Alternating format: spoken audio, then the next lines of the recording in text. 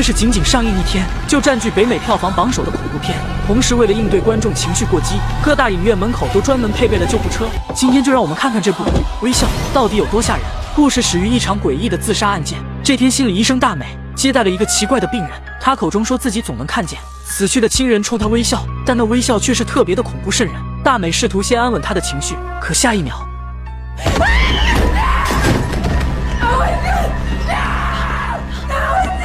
大美见此情况赶紧去报警。可诧异的是，挂完电话后，她发现身后的病人没了动静，此时正满脸微笑地看着自己，随后突然拿起手中的花瓶碎片往自己的脸上划去，直到划破脖子的大动脉，并且全程都保持着诡异的微笑。就这样，病人在大美眼前自杀了。警方赶来后也判定这是个意外，可真的是这样吗？回到家后，大美洗掉身上的血迹，结束了这糟糕的一天。可就在她喝水的时候，不经意瞥见角落里那个死去的病人在冲她微笑，吓得她赶紧报警了丈夫。可再转眼看，那里根本没人。大美认为那是幻觉，殊不知这只是诅咒的开始。第二天早上，大美翻阅资料，查看到病人死之前曾见过一个男人自杀时冲着她微笑，这可能就是造成病人心理创伤的原因吧。大美开始像往常一样工作，此时一个病人正满脸微笑地坐在床上，大美向他打招呼，但病人却好像没有听见，坐在那里一动不动，应该是病情加重了。大美尝试着唤醒他，可哪知下一秒 You're going to die! You're going to die! You're going to die! You're going to die! 大美急忙呼叫工作人员，可当他们进来时，此时的病人正躺在床上睡觉。刚才的那一幕难道是自己的幻想？眼前工作人员正在控制这个无辜的病人。因为这件事，大美收到了投诉，上司让她休假了1星期。大美也觉得是自己受到了惊吓，精神方面出现了问题。她最近变得非常易怒，总感觉身边有人在盯着她。作为一个心理医生的她，甚至找上了心理医生看病。直到一次侄子的生日宴会上，大美才意识到自己被诅咒了。她所看到的一切都是真实的。期待已久的恐怖大作《微笑》终于上线，可以毫不夸张地说，它的恐怖指数完全不输咒，两者都是在传播诅咒。不过本片的导演脑洞极大，这里的诅咒是靠着微笑来传播的，而看到此类笑容的人无一例外全都活不过7天。紧接上集说到，一位病人在大美的眼前自杀之后，他便以为自己因惊吓过度导致精神失常出现幻觉。这天大美受邀来参加侄子的生日宴，可当打开大美准备的礼物时，众人都惊呆了，竟然是一只死猫。大美一眼便认出了这是昨天家里失踪的猫，自己明明买了礼物，可如今怎么变成了心爱的猫咪？众人看到他送的礼物，都认为他疯了。不管大美再怎么解释，都显得苍白无力。这时那个死去的病人再次出现，依旧是带着恐怖的微笑。大美吓得脚一滑，栽倒在玻璃桌上。冷漠的众人没人敢上前，看着血淋淋的胳膊，大美只能无助的失声痛哭。经过这次事件，丈夫也以为她疯了，没人相信这是诅咒，两人还因此大吵一架。大美知道现在不能坐以待毙了，于是通过查阅网站找到了最近自杀的大学教授住址，这里都是他死之前画的素描，各种各样的面孔，但有一个共同的特点，那就是他们都带着同款微笑。大美说教授不是疯了，他也看到了这些东西都是真实存在的。大妈听完以为他也疯了，直接将他赶了出去。大美只好又找到了警察朋友杰克，调取了教授的死亡资料，这里面有一个视频显示教授在死之前的1个星期，也同样有人在他面前自杀，而自杀者脸上的表情，大美再熟悉不过了。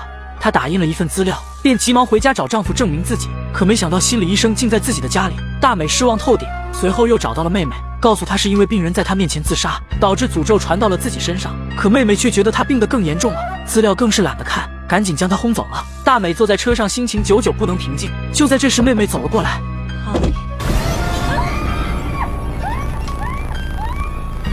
女人掏出一把锋利的钢刀，转头刺向了身后的男人。见男人依旧没死，女人开始疯狂补刀。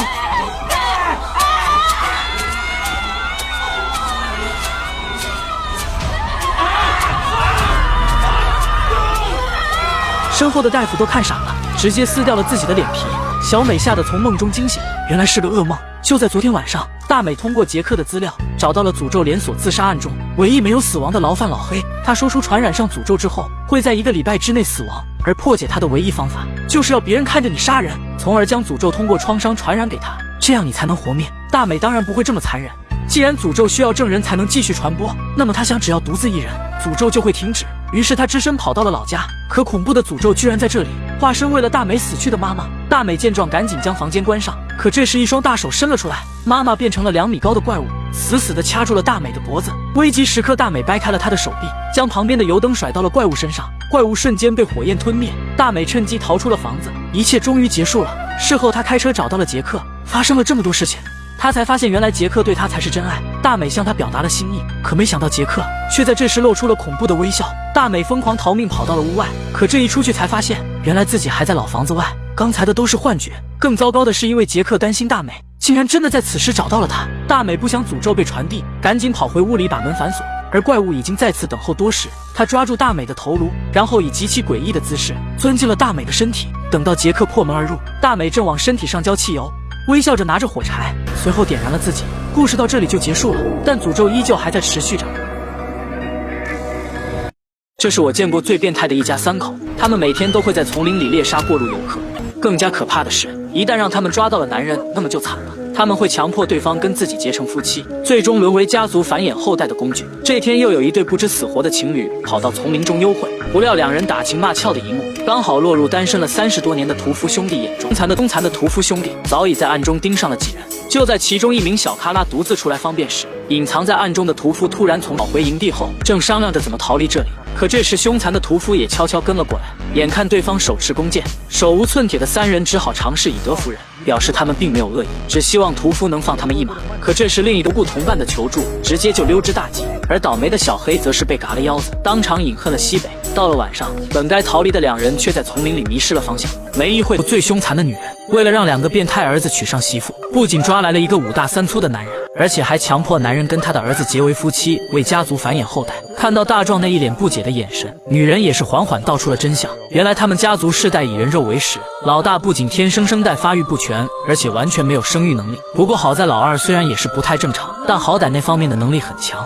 本来他打算把抓来的千条姐嫁给老二，但考虑再三，他又嫌弃千条姐不是完璧之身，所以这个重任就只能落到大壮的头上。听闻女人的话，大壮差点没吓得当场去世。可凶残的脑袋就这样摆在餐桌上，大壮顿时吓得魂飞魄散。可还没等他缓过劲来，变态的老二就抓起一坨大肠包小肠塞进了他的嘴里，未经生生割断。不过此时的大壮已经心如死灰，根本感觉不到疼痛。接下来，变态的老二更是直接穿上婚纱，在屠夫母亲的见证下与大壮结为了夫妻。然而更加可怕的还在后面。在婚礼仪式结束后，大壮直接就被屠夫老二送入了洞房。不过好在这时在地，然后用一根麻绳将其活活勒死。而这边的老二已经按耐不住体内的洪荒之力，迫不及待的要跟大壮捏土造人，吓得大壮顿时疯狂尖叫起来。好在关键时刻，千条妹循着声音找寻了过来，这才阻止了屠夫老二的疯狂举动，就顺着地上的血迹追了出去。经过一番寻找之后，千条姐终于就在丛林里发现了屠夫老二的踪迹。